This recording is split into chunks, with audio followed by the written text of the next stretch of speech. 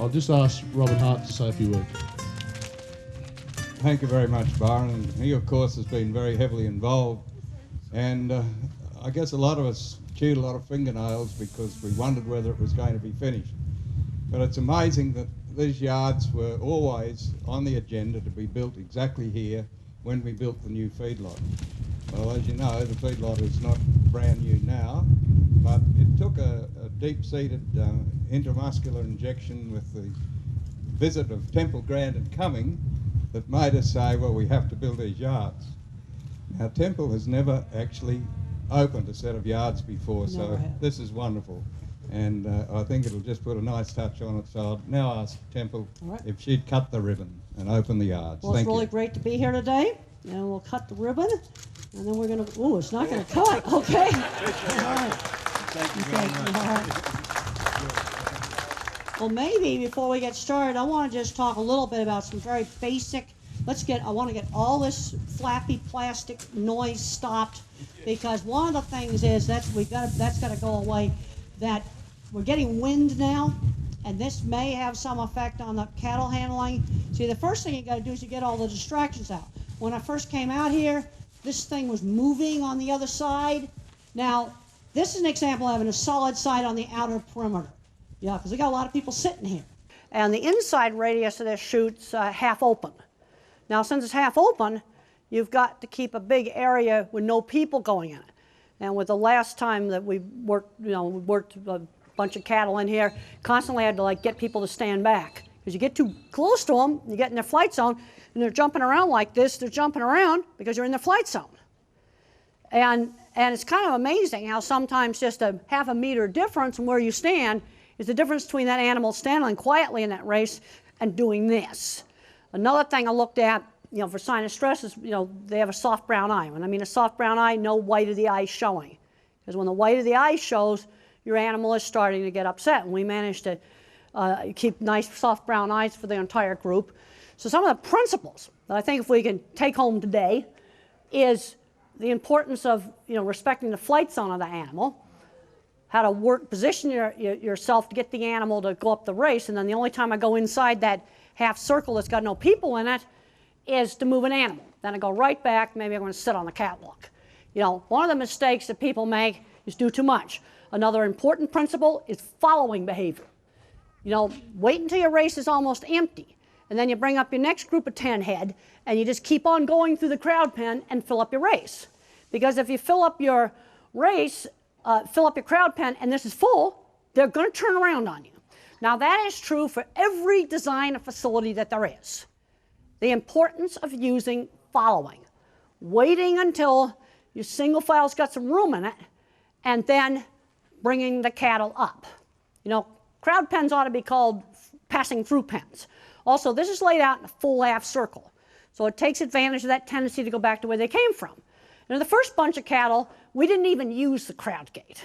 We just brought them up, 10 head, kept them going right on up. Now, you got to make sure that other sliding door is open.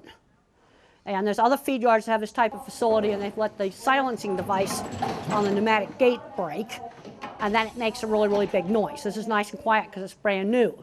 These details matter. So you have to figure out in your facility, what's the correct number of animals to bring up? I think in this one here, it's 10. And then you have to enforce that. You see, because the problem is handling has a tendency to go back bad unless you measure it. So you check, are you bringing 10 animals up? And I can measure things like falling down behavior, jigger use. We didn't have any jigger use. Animals walking quietly out of the chute. Also, if they vocalize right when you catch them, their head or you squeeze up their body, you're hurting them. You got to make sure that you're not hurting them with squeeze chutes. I did go to one feed yard that had a dangerously high pressure on the squeeze chute. And so again, hopefully today we can see the importance of the flight zone and just how sensitive it is, using point of balance principles, using following, using pass-through through the crowd pen, and bringing up small groups. Now, someone might ask, well, why even have a crowd gate? I look at it as an emergency brake. Let's say I brought 10 cattle up and 9 went in, and I shut the sliding gate before the others backed out on me. I got one in there going berserk. That's when you use a crowd gate. Let's swing it around and get her in there. But most of the time, they'll go in without it. It's your emergency brake. Most of the time you don't need to use the crowd gate. You know, the other thing also fine in handling is getting people to do less. And we didn't have any yelling and screaming. Well, I think they're going to want to get going really, really soon.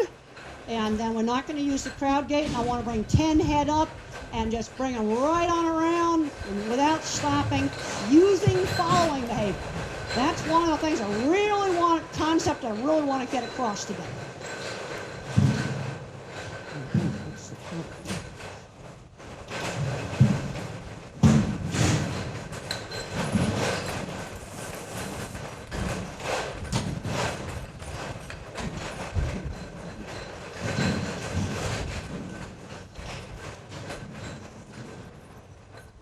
Okay, shut your door, please. Okay, good. All right, now we got to just keep this people free, and they're going to go ahead and work their cattle the way they're normally going to work them, and we keep everybody out of here, and then everybody's going to stand nice. Because if people get up there, get on top of these cattle's flight zone, then you get this scrabbling behavior, and that's really bad for their feet too.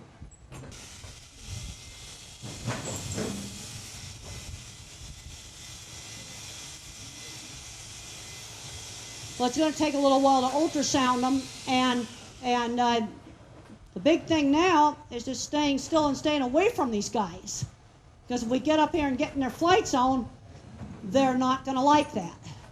You know, ultrasounding is kind of a slow procedure, so we're going to tend to not. Hopefully, they're going to follow really nice, but this is a little slower procedure than what you'd have in your normal, feed yard handling.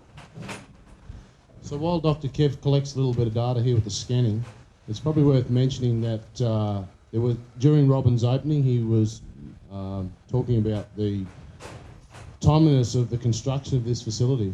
The construction of this facility was basically completed on Friday last week. It's probably had about 250 animals flow through it since that time. It doesn't smell very much like cow at the moment. And there's been, obviously the floor's a bit noisy at the moment until it beds in with a bit more manure and, oh, I'm in trouble. Yes, you're in trouble. That's one thing I teach you, because we got a solid outer side to block the outside distraction. We got a half open side here. I got to keep you back. There's a tendency for people to creep up in here, and I want these cattle to stand nice, and I don't want them doing this. It hurts their feet. So we expect that with a bit of time the floor will quieten down. Another thing, so far, we're keeping nice, soft brown eyes. If I can keep nice, soft brown eyes, then I know that the cattle are not upset. And that's what we just got to, give them their space, and they're going to have to do some waiting. Nobody's taken a poop yet. That's another good, well, he's taking a poop. Well, the reason why he's taking a poop is he's on deck and there's alone. And this is a slower procedure. Okay, because one thing I get, we stay back here by the solid side here, and then only go up there when we got to move somebody. Another thing I want to make sure, we got to be really careful not to squeeze cattle too hard with the squeeze chute. I've been in 4 feed yards now here in Australia, and one of the feed yards, I'm not going to name it, had a squeeze chute that was making hamburger patties at the feed yard, and it was squeezing cattle dangerously tight. You've got to make sure you adjust your pressure relief so it'll automatically stop. If they moo when you squeeze them, you're hurting them. They should not moo in catching or squeezing. You're hurting them if you're doing that. And see, she's not even squeezed, and she's standing nice and calm. We still got a nice brown eye on this animal, and that's a scientifically validated method for determining an animal starting to get fear stress. And these animals have stood here pretty nicely and quietly because we've stayed away and given them their space. But I'm a big proponent of measuring handling, because then I can tell, am I getting better at handling these cattle, or am I getting worse at handling these cattle? And if you measure it, then you can really keep track of how you're doing, getting better, getting worse. Because we've so far been able to move cattle without any whistling or any yelling and screaming. And as I said yesterday, that's something that's really stressful for cattle. So far, our electric jigger score is 0. That's really nice. Our vocalization score has been 0. We haven't had any animals fall down, and most of the animals are coming out at a walk. We always want to be getting better. You know, the problem in cattle handling is people try to do too much. See, this is the problem. People think they got to keep doing stuff. They got to look like they're working. You need to have a certain amount of people to handle cattle, but sometimes they can just sit. And the cattle are a lot better off if I'm not there doing stuff to them. You know, people will constantly get up there and try to make him do what I call standing pretty in the race. Just leave him alone. He's not going to back out. We got the door shut. I'll bring him up. Oh, wait a minute. I got to go get him. I'm getting too lazy. Okay. I'm going to have him go too fast. Go on. Really nice. Okay, that's what I like to see. I got lazy sitting there. Okay, we got him.